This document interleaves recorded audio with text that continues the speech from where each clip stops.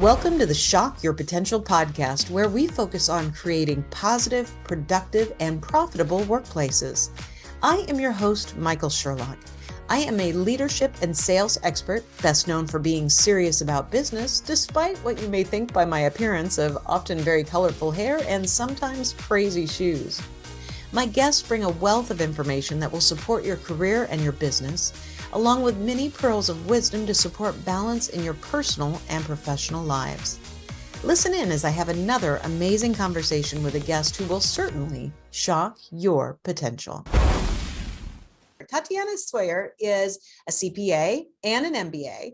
She also calls herself a transformative business and finance expert. She's also a certified life coach, an author, a speaker, a podcast host. This girl does it all.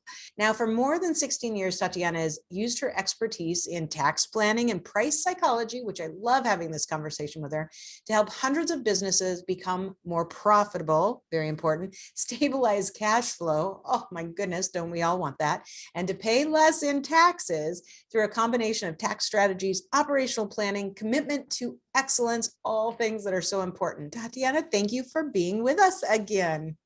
Thank you so much, Michael, for having me. I'm excited to be a part of this again. And it's so great because your book, for those of us watching the video version, see your book in the background, Dream Bold and Start Smart. So you have lots of great advice, but I give, just the highlights to your bio. Tell us a little bit more about what you do every day, why you love it, and how it helps people to shock their financial potential.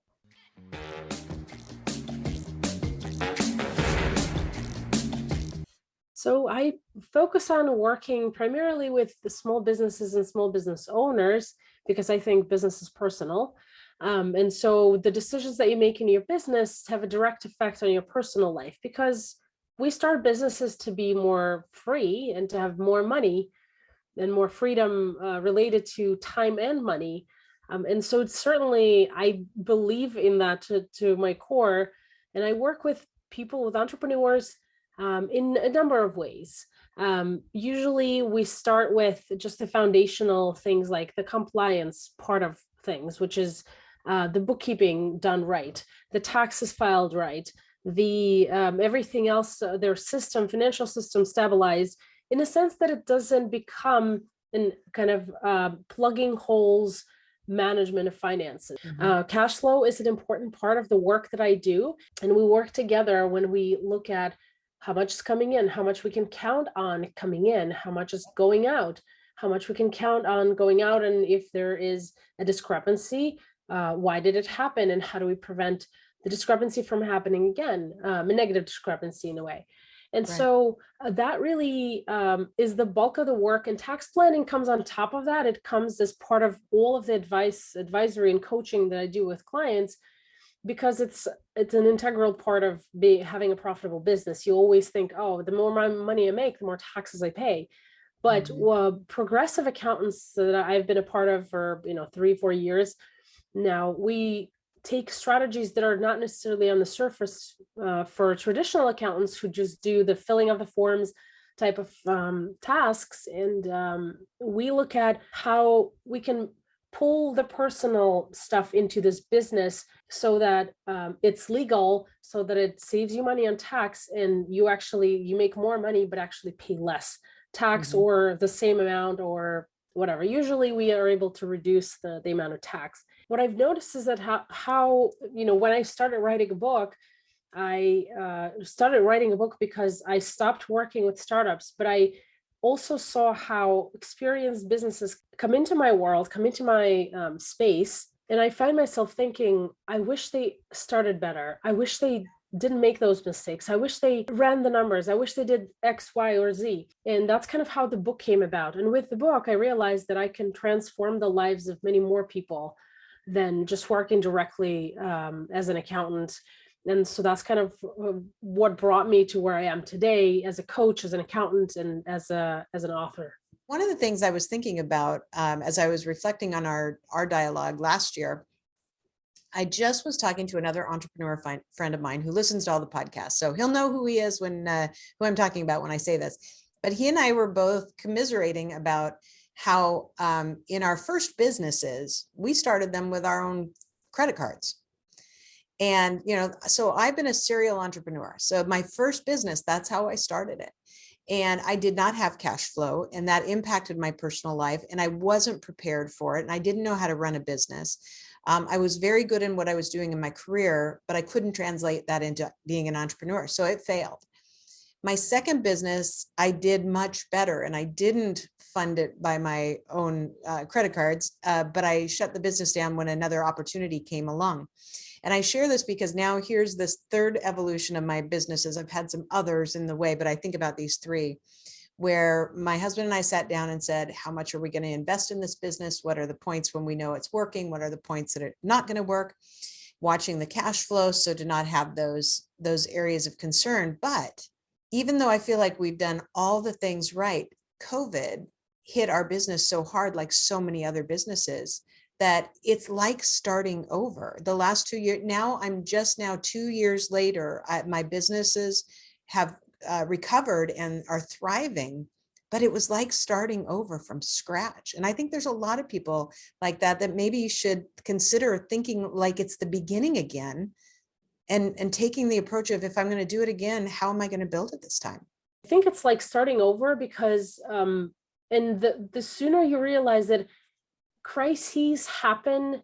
I don't know if I told you this before. I don't think I did, but there is something called a crisis response curve, which starts with the shock stage, goes down. So when COVID hit, everybody was in shock. The next stage down is called desperate action. And then it bottoms out kind of at evaluation and comes back up as deliberate action and whatever success, whatever that means for everyone. But I think that so many restaurants and so many businesses were stuck in the shock and desperate action stages that they prevented themselves from making it, and from making lemonade out of lemons that was thrown at all of us. I mean, accountants had it the worst. We had to handle all the back end stuff of it. And if you had 400 clients, imagine doing that. I mean, thankfully I didn't. But essentially, the idea is to understand that with every crisis, and crises happen every few years, you have to have an approach. And that approach should be to get through the shock and desperation phase as quickly as possible to the evaluation. Okay, what can we do? How can we move forward? How can we make our business successful? Yeah. And I think it's so true. And I have to admit, I didn't spend 2 or 3 months in my misery, but I joke, but it's really true, is the day that I realized my last speaking gig canceled, and I realized that the world was really shutting down. And I had the last thing that canceled even through 2021. And so it was like the first week of May, and I saw my entire 2020 calendar empty and my entire 2021 calendar empty. And I was sitting at my desk, and I mean, I was expecting it, but I literally like walked upstairs. My husband was, in the guest bedroom working, and he's like, "Are you okay?" I go, "Yeah, I'm fine." And I crawled in bed, like in my full clothes, and I just curled up in the fetal position. And I always say I stuck my thumb in my mouth and cried. I didn't stick my thumb in my mouth, but I was just in this like cocoon, like, oh my God, I knew I shouldn't have built my business on one channel with just my speaking, but I did it. Now what am I going to do? And I think for a day and a half, I kind of walked around into a daze until a friend of mine helped me snap out of it.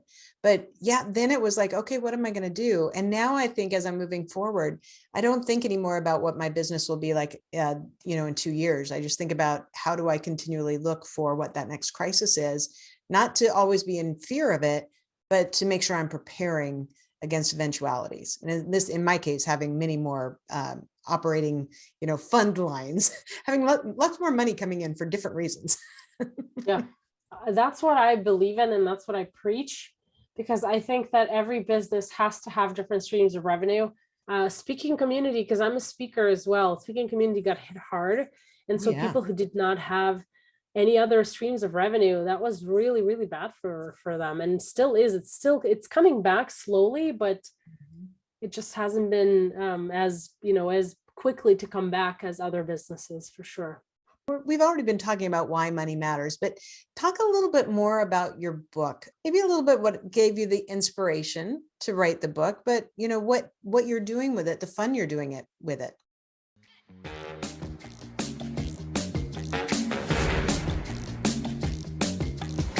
I wanted for the book to become the Bible of starting a business from a money, numbers, and tax perspective. And that was the idea behind the book. I think the most important part of the book is part 1, which is the Dream Bold part, where I talk about things like whether you should have a partner or whether you should have an investor and why or why not, how to run the numbers for your business idea. Because the reality is that businesses do start with a vision. And the reason that 50% of businesses don't make it over 5 years is because that vision is not supported by numbers. I actually did the research for my TED talk on that, but 20% of businesses fail within year 1, 50% in 5 years. And so that's a lot of heartbreak. That's a lot of hopes that have been broken. And so I wanted to change that. I wanted to maybe less businesses will start because they've run the numbers and they're like, oh, that doesn't work. Okay, I'm going to think of something else. But all of them would succeed. That would be my dream to see that happen. And in part 2 of the book, I talk about specific steps to take, what entity to create, how to price your product or service, how to manage your cash flow and set yourself up for deductions and things like that. So very useful, very hands-on, and very stories filled book for someone who either is starting a business, wants to start a business, or someone who's early into the business and they haven't really figured that out yet. So that could be a really great guide for them. Yeah. And one of the things, like I said, even if you already have a business, it's definitely still worthwhile because it makes you reevaluate and think about the other elements of your business, because some of them you can adapt and change. If you start out as an LLC, there might be a reason to become an S corp, or, there might to incorporate. There's lots of different decisions to be made based on where you are, and your business at one level is not necessarily the business at another level.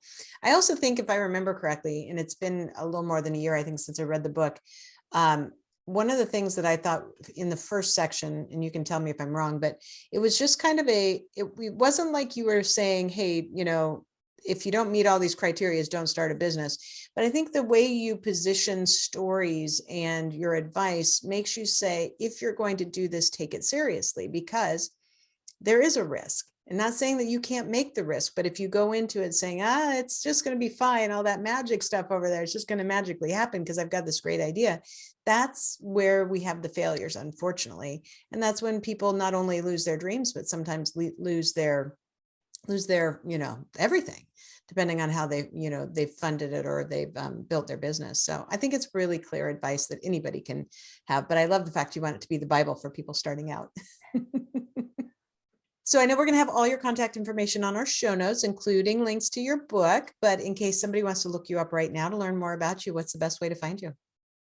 The best way is to connect with me on Instagram. I'm present on all social media platforms, but I really live on Instagram. Or on my website to check out my resources and things about me, talk to Tatiana.com. I think that's just the best way to learn more. I love it. Now, before we go, even though you've given us a lot already, do you have any last words of wisdom or pearls of advice for my listeners and viewers?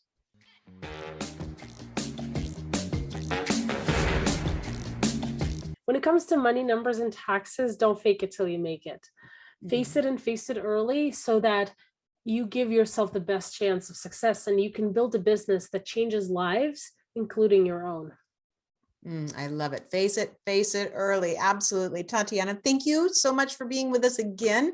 As always, it's a pleasure to have you with us. And if you also want to learn a little bit more about Tatiana, you can go over to our shockyourpotentialbookstore.com and you will find her as one of our featured authors there. So thank you so much for being with us today. Thank you so much for having me, Michael. It was a pleasure. Thank you for joining us on another episode of the Shock Your Potential podcast. And as always, don't forget to subscribe, rate, and like us today.